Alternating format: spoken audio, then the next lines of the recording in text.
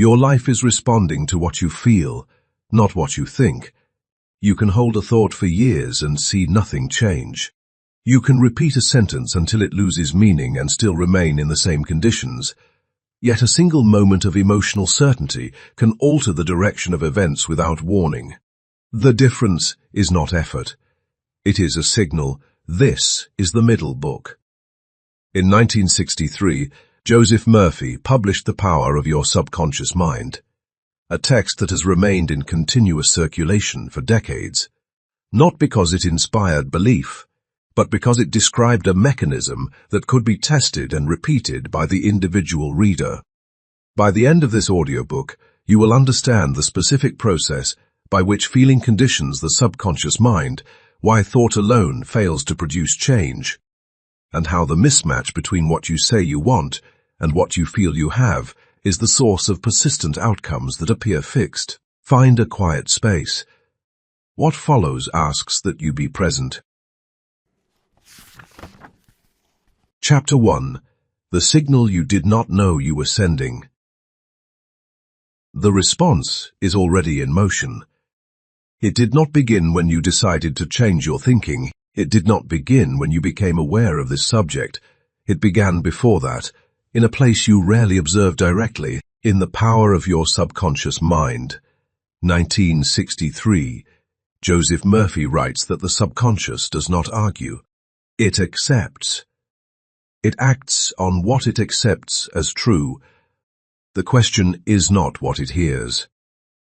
The question is what it accepts. You have noticed this without naming it. There are moments when you say something you want, and it feels distant even as you say it. The words are correct. The tone is wrong. Nothing follows. Then there are moments you do not plan, where something settles inside you with quiet finality, and the world begins to rearrange around that certainty in ways that seem disproportionate to the effort involved. You remember those moments. They were not loud. They did not feel like trying. They felt finished. Murphy's argument is precise. The subconscious mind takes your dominant feeling as a complete instruction. It does not wait for evidence. It proceeds as if the condition is already established. It believes the feeling. This is why two people can repeat the same sentence and produce opposite results. The sentence is not the operative factor. The acceptance is, and acceptance is felt. You have experienced the gap between saying and knowing. There are things you say because you have learned to say them. There are things you say that you cannot believe. The second category moves events. The first does not register. This is where most attempts fail without being recognized as failure. The individual assumes that the act of thinking is the act of conditioning. They repeat a thought and assume repetition equals influence. But repetition without acceptance produces nothing but fatigue. You have felt this fatigue. The moment where the words begin to feel mechanical, where the act of repeating them creates a quiet resistance rather than alignment, the mind continues. The system does not respond. Because nothing has been accepted. Murphy describes the subconscious as impersonal. It does not select. It does not prefer. It does not distinguish between what you want and what you fear. It registers what is impressed upon it with feeling, and it moves to express it. The implication is uncomfortable when followed without interruption. It suggests that the conditions you experience are not delayed responses to your recent thoughts, but consistent responses to what has already been accepted internally over time. Not recently. Already, you are not sending one signal. You are maintaining one. It continues when you are not paying attention. It continues when you are distracted. It continues when you are saying something else entirely. It is consistent. That consistency is the instruction. Murphy does not describe this as a metaphor. In The Miracles of Your Mind, 1956, he states that the subconscious is like a soil that returns what is planted without questioning the seed or evaluating its worth. The soil does not negotiate. It yields. If the seed is fear accepted as reality, The result follows the same law as a seed of certainty. The mechanism does not change based on preference. It changes based on impression. You can observe this in small ways that are easy to dismiss. A conversation you anticipate going poorly often follows the tone you have already accepted before it begins. A situation you approach with quiet expectation of resolution tends to resolve with less friction, even when the external variables appear identical. The difference is not circumstance. It is a prior acceptance. This is where the idea becomes difficult to avoid. If the subconscious accepts feeling as fact, then the emotional state you return to most often is not a reaction to your life. It is a contributor to it. This does not mean that every event is consciously chosen. Murphy never makes that claim. He does not assign blame. He assigns a function the subconscious receives. It reproduces. You can reject this in theory. It remains in operation. This is why the signal you are sending matters, even when you are not intending to send anything. Because the system does not pause. It continues to receive. There is a moment you can recall where you realized something before it happened, not as a thought, as a feeling that settled before the event confirmed it. You knew. The event followed. Murphy's framework does not treat that moment as a coincidence. It treats it as a sequence. Feeling precedes manifestation. Not always consciously, but consistently. This is where the problem begins to define itself more clearly. If the subconscious acts on what it accepts, and acceptance is emotional, then the act of thinking without feeling is structurally incomplete. It lacks the component that produces acceptance, which means it lacks influence. This is why effort applied at the level of thought often produces no corresponding change in conditions. The effort is real. The signal is weak. The system responds to the stronger input. The feeling is stronger. You do not need to measure this. You have seen it override logic in yourself and in others. A person can know something is unlikely and still expect it to happen. And when they expect it with enough emotional certainty, they behave in ways that move the situation toward that expectation, not by force, by alignment. The behavior changes, the tone changes, the response of others changes. The chain is subtle. It begins internally. Murphy's work does not separate the internal from the external in the way casual interpretations do. He treats the internal state as causal, not reflective. The external follows. This leaves a question that cannot be ignored for long. If feeling is the signal that conditions the subconscious, and the subconscious organizes expression, then what you are experiencing now is not only influenced by what you have felt, it is consistent with it. That consistency is not accidental. It is the result of a process that has been running without interruption. The difficulty is not in understanding this idea at a distance. The difficulty is in recognizing where your own signal does not match what you say you want. That mismatch is not abstract. It is specific, and it explains more than you have been willing to attribute to it. The next step is unavoidable, once this is seen clearly. Thought is not the cause you think it is. Chapter 2. Thought is not the cause you think it is. Thought does not condition the subconscious mind. It suggests, it introduces, it points, but it does not decide. In The Power of Your Subconscious Mind, 1963, Joseph Murphy writes that the conscious mind is the reasoning faculty. It chooses what to accept, but the act of acceptance does not occur at the level of reasoning. It occurs at the level of belief, and belief is not verbal. You have seen this separation without naming it. There are things you understand logically and still cannot act on. There are things you know are safe and still feel resistance toward. The knowledge is present. The acceptance is absent. Nothing moves. This is where the common mistake becomes visible. The assumption is that thinking a thought repeatedly will cause it to be accepted. The mind can be convinced through persistence. Murphy does not support this. He distinguishes between an idea entertained and an idea believed. The first remains in the conscious mind. The second enters the subconscious. Only one produces results. You can repeat a sentence 1,000 times and remain outside of it. You can hold an image briefly and feel it settle with finality. The second alters behavior immediately. This is why thought alone is unreliable as a causal force. It can move in one direction while the deeper acceptance remains unchanged. And when there is a conflict, the deeper layer prevails.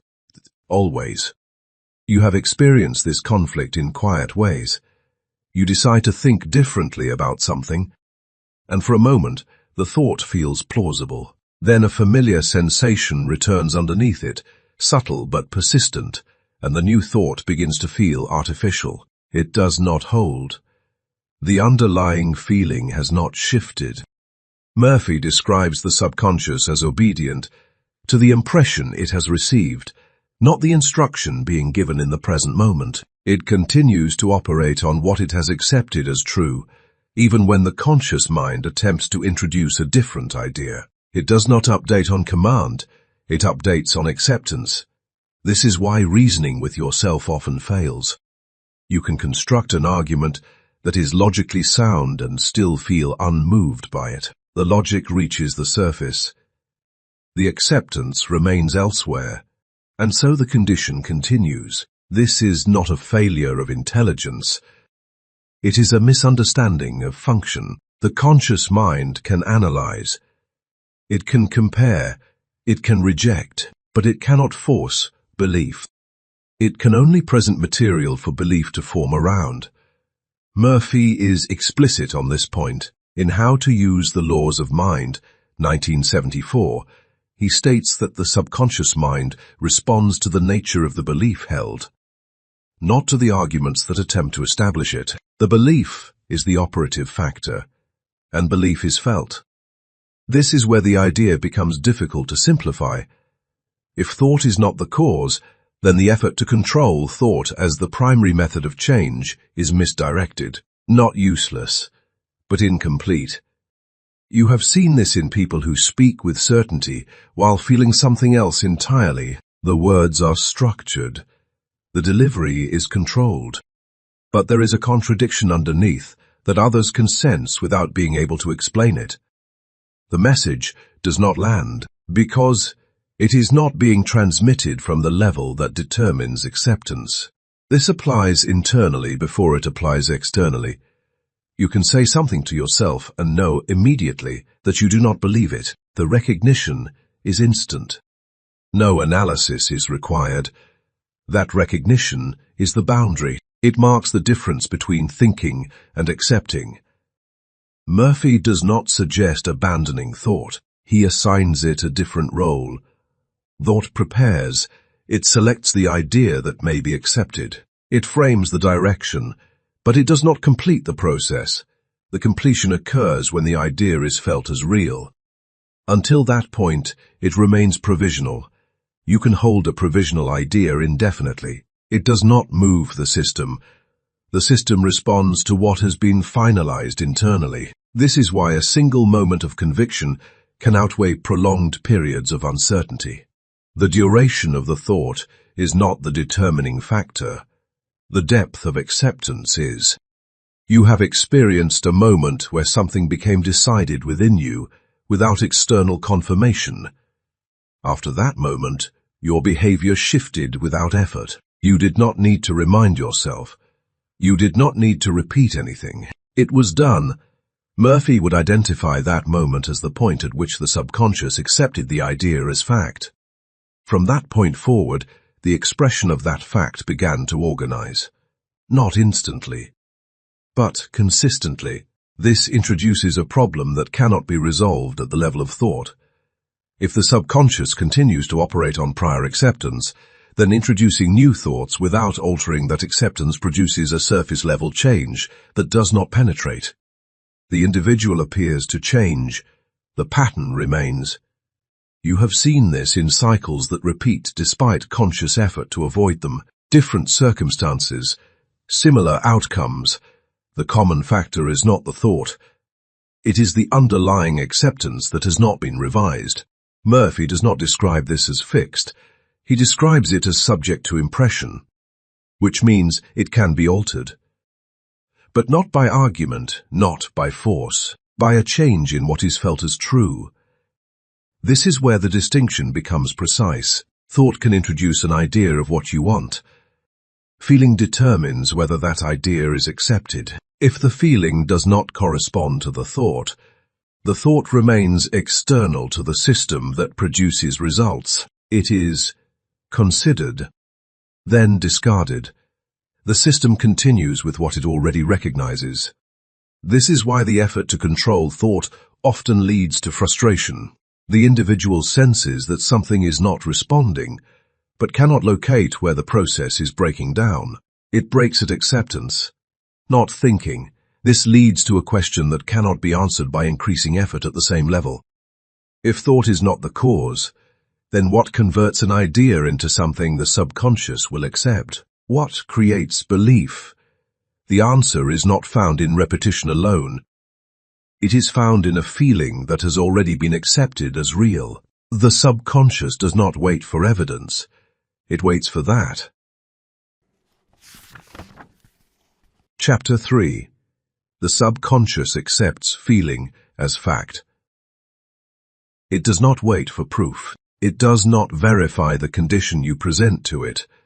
It does not compare what you feel with what is visible. It accepts the feeling as the condition itself. In The Power of Your Subconscious Mind, 1963, Joseph Murphy writes that the subconscious mind treats every suggestion as true when it is impressed with conviction. He does not define conviction as intellectual agreement. He defines it as a state in which the idea is no longer being questioned internally. The questioning has stopped. That is the moment of acceptance. You can observe this in how quickly fear becomes believable. A possibility appears, and within seconds the body responds as if the event were already occurring. The reaction is immediate. No evidence required. The same mechanism is present when the feeling is not fear. It is less obvious because it is rarely sustained long enough to be noticed. But when it is sustained, the effect is identical in structure. The subconscious has no category for imagined. It has no category for desired. It has one category, accepted. Murphy's language is precise here. In The Miracles of Your Mind, 1956, he describes the subconscious as a medium that translates accepted impressions into form and experience. The translation is automatic. The input determines the output. This is where the earlier assumption begins to shift. If the subconscious accepts feeling as fact, then the distinction between what is real and what is felt as real becomes operationally irrelevant. At that level, only one matters. You have experienced this when a memory produces a physical response long after the event has passed. The body reacts to the feeling, not to the current environment. The reaction is real. The stimulus is internal. The subconscious is responding to what is present in feeling, not to what is present in circumstance. This is not occasional, it is constant, which means the system you are operating within is not waiting for the world to define your state. It is taking your state as a definition of the world. This is where the discomfort increases, because it implies that the emotional tone you return to is not simply a reflection of what is happening. It is part of what is happening. Murphy does not frame this as blame. He frames it as law. In How to Use the Laws of Mind, 1974, he writes that the subconscious executes the orders it receives from the conscious mind when those orders are accepted without conflict. The absence of conflict is the indicator. It feels settled. You know when something feels settled, there is no need to reinforce it. There is no impulse to check it. It is already concluded internally. That conclusion is what the subconscious acts upon. This is why contradiction within the individual produces inconsistent results. One part of the mind introduces a desired condition. Another part holds an accepted condition that differs from it. The accepted condition prevails. It is not louder. It is deeper. You have seen this in the way certain expectations persist even when you attempt to override them. You can say that something will go differently this time, and still feel the familiar outcome, as if it were already decided. That feeling is not passive. It is instructive. Murphy's framework does not allow both to operate equally. There is no averaging. There is a selection. The subconscious moves with what has been accepted as fact, not with what is being considered as a possibility. This is why the act of trying to feel differently often produces resistance. The attempt itself contains the awareness that the new feeling is not yet real. That awareness is part of the signal. It weakens the impression. The subconscious registers the inconsistency. It continues with the established pattern. This leads to a point that is rarely stated directly. You cannot persuade the subconscious with what you do not feel. Persuasion is the feeling. Without it, the idea remains external. You have experienced the moment when something becomes internal. It is subtle. There is a shift from thinking about the idea to existing within it. The distinction is clear when it happens. Before that moment, the idea requires effort to maintain. After that moment, it sustains itself. Murphy identifies this as the point at which the idea has been impressed upon the subconscious. From that point forward, the system begins to reorganize in accordance with that impression, not because it has been convinced, because it has been given a condition. The subconscious does not argue with conditions. It expresses them. This is where the role of feeling becomes exact. Feeling is not an accessory to thought. It is not an enhancement. It is the mechanism by which the idea is accepted as real. Without it, there is no acceptance. Without acceptance, there is no expression.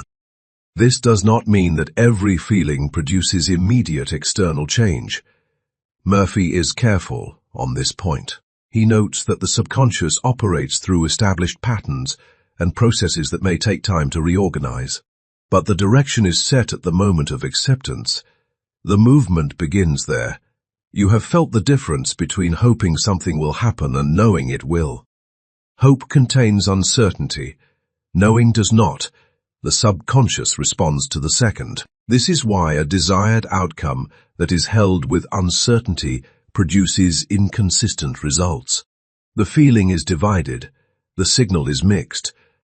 The system follows the dominant tone, and the dominant tone is often not the one being stated consciously. This is where the problem becomes more defined. If the subconscious accepts feeling as fact, and if that acceptance determines expression, then the discrepancy between what you say you want and what you feel to be true is not a minor issue. It is the central one. That discrepancy has a structure. It can be examined, and once examined, it reveals why certain patterns persist despite deliberate attempts to change them. The desire is not absent. The signal is not aligned. That misalignment is not random. It is consistent, and it is the reason the outcome remains consistent as well. Chapter 4. The split between what you want and what you emit. The conflict is not outside you. It is internal. It is structured. You say one thing. You feel another. The system selects one. It does not select the one you prefer. It selects the one you have accepted. In The Power of Your Subconscious Mind, 1963, Joseph Murphy states that the subconscious mind acts on the belief impressed upon it, regardless of conscious intention. He does not describe a negotiation. He describes execution. The belief is executed. You can locate the split without analysis. It appears the moment you state something you want, and feel a quiet hesitation underneath it. The words move forward. Something holds back. That hesitation is not incidental. It is information. It marks the difference between desire and acceptance. You have seen this in decisions that are never complete. You begin with clarity. You articulate the outcome. Then a subtle resistance appears, not strong enough to stop the thought, but present enough to prevent full commitment. The process stalls. Murphy's framework identifies a stall as a lack of internal agreement. The conscious mind has introduced a direction. The subconscious has not accepted it. There is no alignment. Without alignment, there is no consistent movement. This is why effort applied to the desired direction often produces limited change. The effort is real. The signal is divided. The system cannot move cleanly with a divided signal. It resolves the division by following what has already been accepted. That is the stable reference. You have experienced the stability of an unwanted pattern. It repeats with minor variation. It returns even when interrupted. It feels familiar in a way that is difficult to explain. Familiarity is not comfort. It is recognition. The subconscious recognizes what it has accepted. It reproduces it. Murphy does not assign emotional value to this process. He does not label patterns as positive or negative. He treats them as expressions of accepted belief.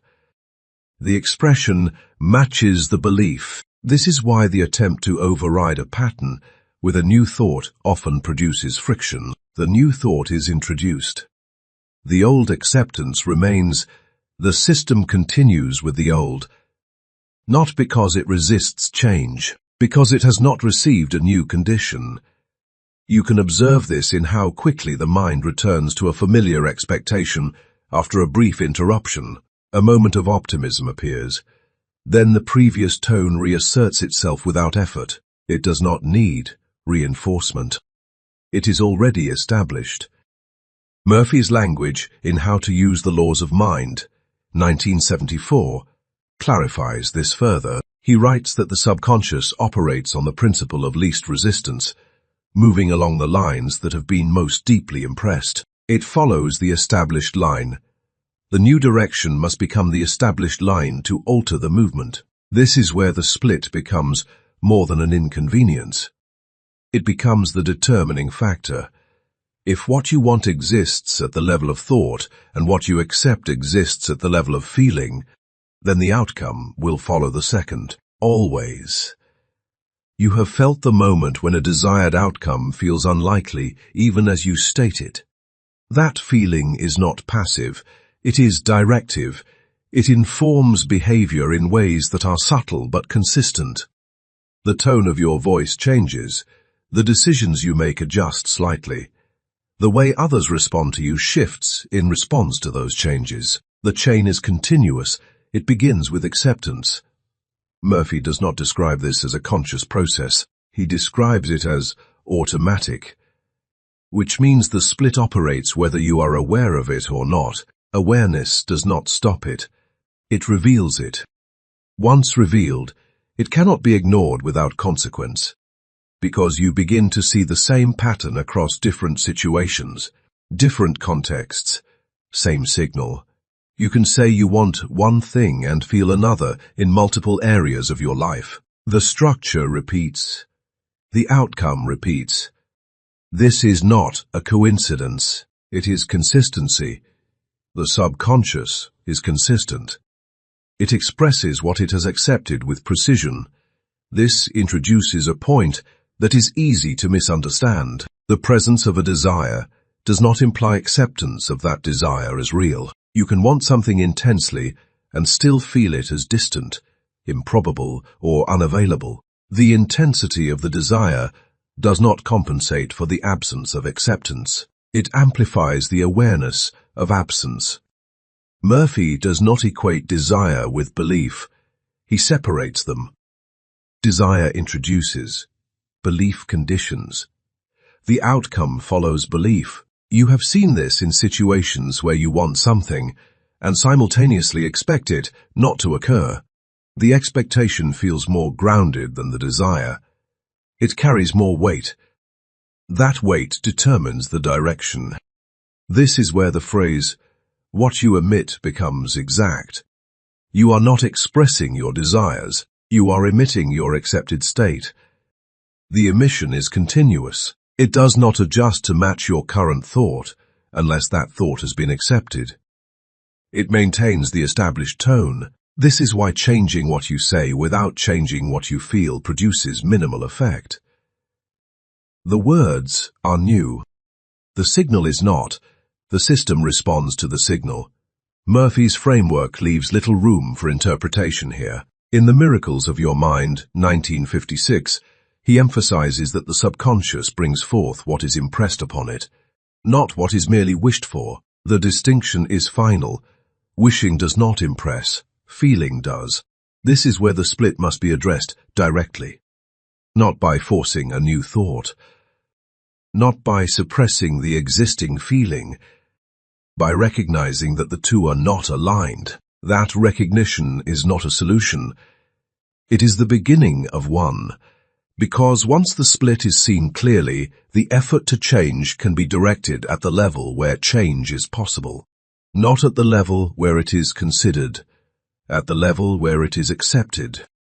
This leads to a question that cannot be avoided once the structure is understood. If desire and emission are not the same, and if the outcome follows emission, then how is the emission altered without conflict? How does a new condition become accepted? The answer is not in repeating the idea. It is in how the idea is experienced internally until it no longer feels like an idea at all. Chapter 5. Why repetition without feeling fails. The words are not entering. They are circulating. You repeat the sentence.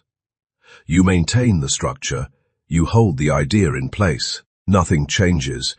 In The Power of Your Subconscious Mind, 1963, Joseph Murphy describes repetition as a means of impression, not a guarantee of it. The distinction is exact. Repetition can lead to acceptance. It does not produce it on its own. The difference is not time, it is state. You can repeat a phrase for years and remain outside of it. You can feel something once and have it register immediately. The second enters. The first does not. This is where the common method begins to show its limitations. The assumption is that persistence will overcome resistance. The act of continuing will eventually force the system to respond. Murphy does not describe the subconscious as something that can be forced. He describes it as something that receives. It receives what is impressed, not what is repeated. You have felt the moment when repetition becomes mechanical. The words continue. The attention drifts. The sentence loses weight. Nothing is being impressed. The system remains unchanged. This is not failure in the usual sense. It is a misapplication of function. The conscious mind is engaged. The subconscious is not. Murphy's language in How to Use the Laws of Mind, 1974, clarifies this point. He states that an affirmation must be accepted as true to influence the subconscious. Acceptance is not produced by the number of times the affirmation is spoken. It is produced by the feeling that accompanies it. Without that feeling, the affirmation remains at the surface. It does not enter. You can observe this in how easily certain statements are rejected internally. You say them. A quiet contradiction appears immediately. The contradiction is felt. It cancels the impression. The repetition continues. The cancellation continues. The system receives the cancellation. This is why repetition without feeling can reinforce the opposite of what is intended. Each attempt highlights the gap between the statement and the current acceptance. The gap becomes more defined. The desired condition feels less real. Murphy does not advise abandoning repetition. He reframes its purpose. Repetition is used to guide attention toward a state that can be felt. It is not used to substitute for that state. The feeling must arrive.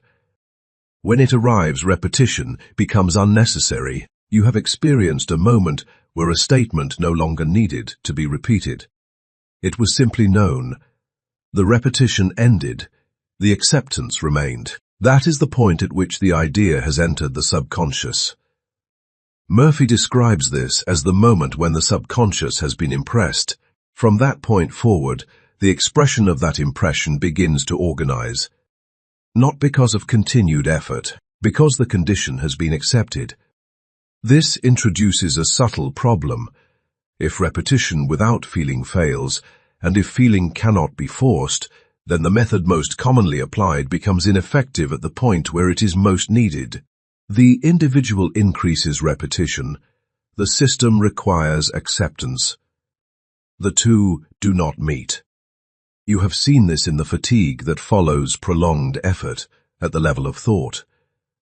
The mind continues. The result does not. The discrepancy creates tension. Murphy does not attribute this tension to a lack of discipline. He attributes it to a lack of agreement. The conscious mind is attempting to introduce a new condition. The subconscious has not accepted it. There is no agreement. Without agreement, there is no consistent expression. This is where the idea of trying harder becomes irrelevant. Effort applied at the wrong level does not accumulate into change. It accumulates into resistance. You can feel this resistance build. The more you attempt to assert the new idea, the more artificial it begins to feel. The system recognizes the inconsistency. It continues with what it knows. Murphy's framework does not allow for partial acceptance. An idea is either accepted or it is not. If it is not, the previous condition remains active. This is why a single moment of genuine acceptance outweighs extended periods of mechanical repetition. The moment contains the necessary component. Feeling. Without it, there is no entry point. This leads to a question that becomes more precise with each step. If repetition is not the cause, and if feeling is required for acceptance, then how does the feeling arise in a way that allows the idea to be accepted without conflict? Murphy provides an answer that is often overlooked because it does not align with the assumption that change is produced through effort alone. He points to a state, not a technique, a state in which the idea is no longer being introduced. It is being experienced. The transition from introduction to experience is where the impression occurs. Before that, the idea is external. After that, it is internal. The difference is not in the words, it is in the feeling that accompanies them. This is where the process shifts from doing to being. Not as a concept, as a function. The subconscious does not respond to what you are trying to do. It responds to what you are internally. That state is not created through repetition. It is recognized when the resistance to it has ceased. The moment that resistance ends, the feeling becomes natural. And when it becomes natural, it is accepted. This is where the idea enters. And once it enters, it does not need to be repeated. It begins to express. The difficulty is not in understanding this sequence. The difficulty is in reaching the point where the idea can be felt without contradiction. That point exists. It is not produced by increasing effort. It is reached by altering the conditions under which the idea is experienced internally. Murphy hints at this shift, but does not always state it directly in his more widely read texts. It appears more clearly in a different context. A context where the process is described not as affirmation, but as transmission. Chapter 6. When the idea breaks. Murphy's hidden instruction. The method fails where it was trusted most. It fails at the point where words are expected to carry the change. It fails when repetition is treated as a cause. It fails quietly, without signaling that the error is structural. The failure is not in the law. It is in the level of application. In 1971, Joseph Murphy published Telepsychics, a text that is less cited than The Power of Your Subconscious Mind, yet more precise on one point. He describes influence as transmission, not persuasion.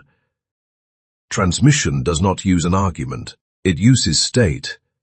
Murphy writes that the subconscious responds to the mental atmosphere you generate, not to the words you choose to describe it. The atmosphere is not verbal, it is felt. This is the break in the method.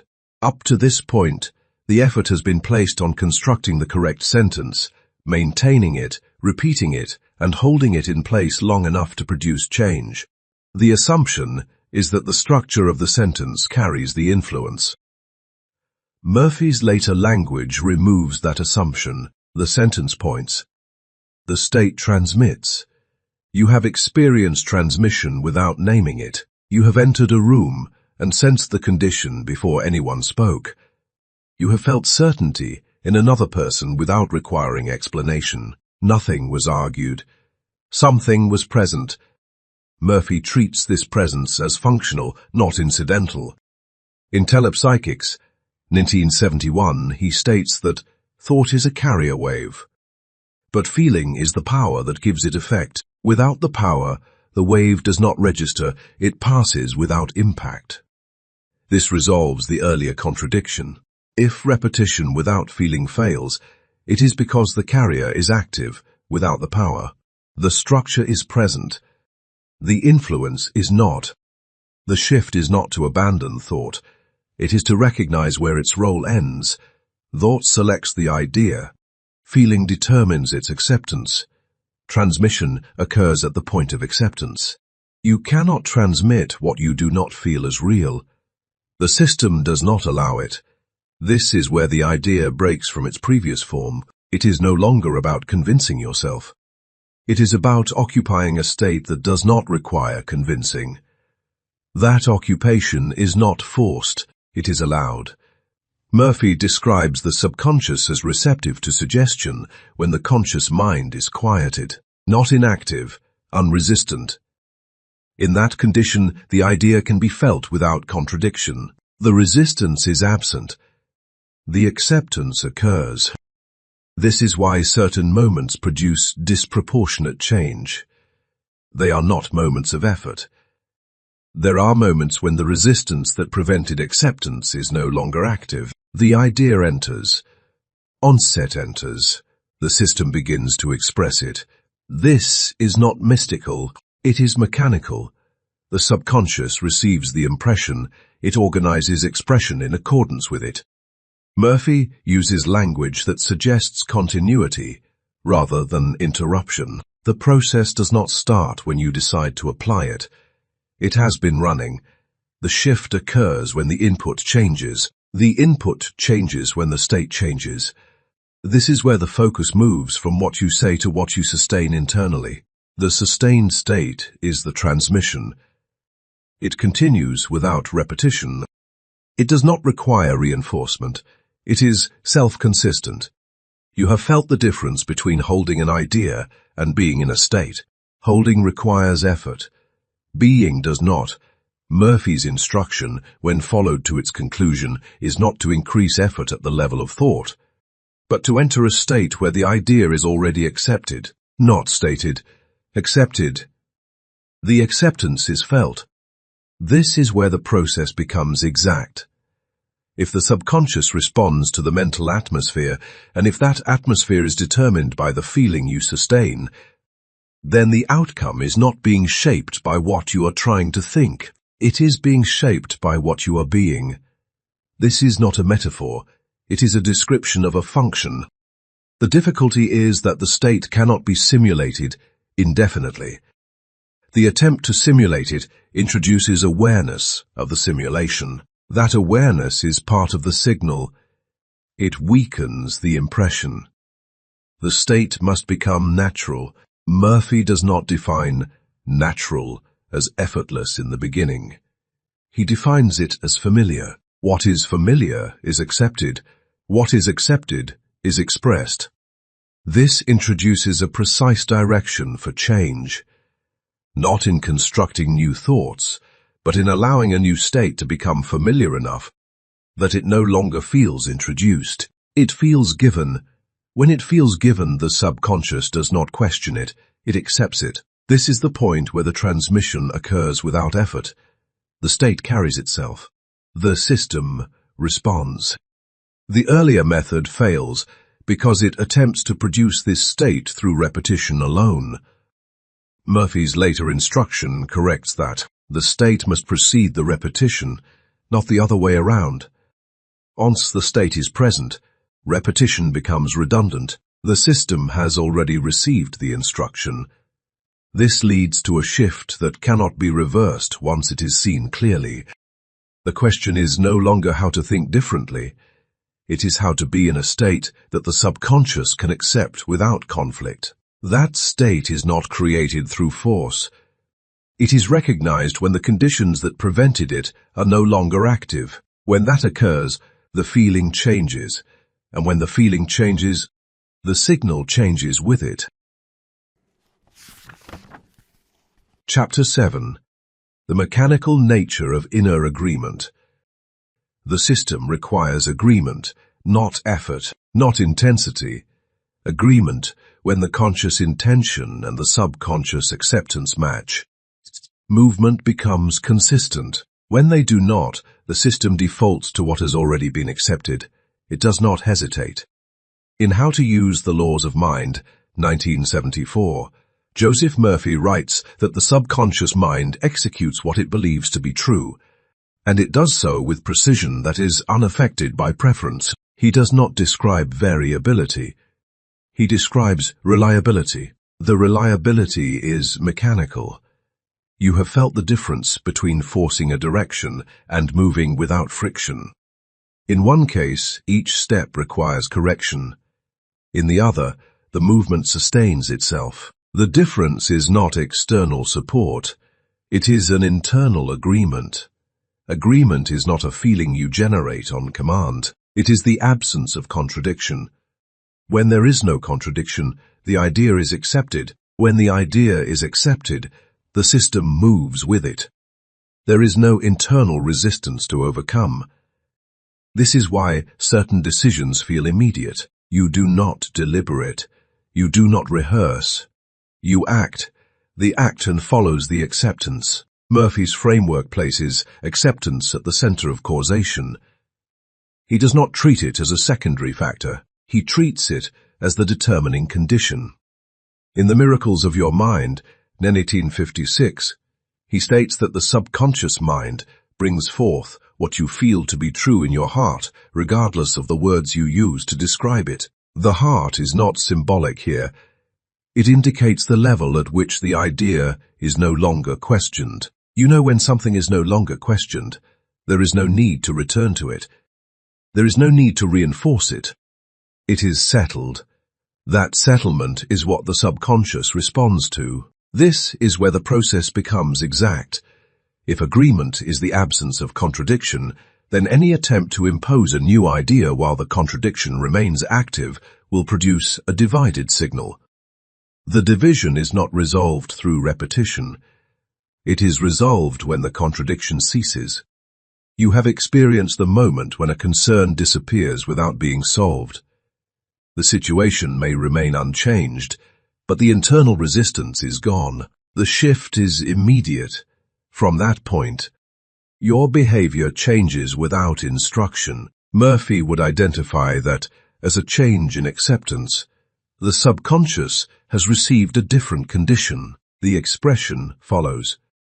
This is why the system appears responsive in some moments and unresponsive in others. It is not changing its rules. The input is changing. When the input is coherent, the output is consistent. When the input is divided, the output reflects that division. You have seen this in outcomes that contain both progress and reversal. Movement occurs, then it stalls. The pattern reflects the internal state, partially aligned, partially resistant. The system is not confused, it is precise. It expresses the mixture it has received. Murphy's use of the word law is deliberate. He is not describing a tendency. He is describing a fixed relationship between cause and effect. The cause is acceptance. The effect is expression. The relationship does not vary. This removes a common interpretation that outcomes are influenced by the intensity of desire or duration of effort. Murphy does not assign causation to either. He assigns it to belief. Belief is not measured by how strongly you want something. It is measured by whether you feel it to be true. You can want something intensely and still feel it as unlikely. The system responds to the second. This is where the idea of high-frequency states can be understood without abstraction. Murphy does not use that language, but he describes the effect. A state in which there is no internal contradiction produces a clear signal. The subconscious accepts it. The expression follows. The clarity is what matters, not the label. You have felt clarity in moments where the outcome seemed settled before it occurred. There was no need to analyze. The direction was established. Murphy's framework explains that moment as alignment between the conscious idea and the subconscious acceptance. The agreement is complete. The system moves. This is not a rare event. It is a condition that can be observed whenever the internal contradiction is absent. The absence is the key, not the addition of something new, the removal of what conflicts. This leads to a precise understanding of change. It is not the accumulation of new thoughts. It is the establishment of a state in which the desired idea is no longer opposed internally. When that occurs, the idea becomes natural. What is natural is accepted. What is accepted is expressed. The sequence does not require reinforcement. It sustains itself. This is where the mechanical nature of the process becomes evident. There is no need for interpretation. There is no need for belief in the system itself. It operates. The only variable is what has been accepted. This introduces a final shift in how the process is approached. If agreement is the determining condition, then the focus moves from constructing new ideas to recognizing where contradiction exists and allowing it to be resolved. The resolution is not forced.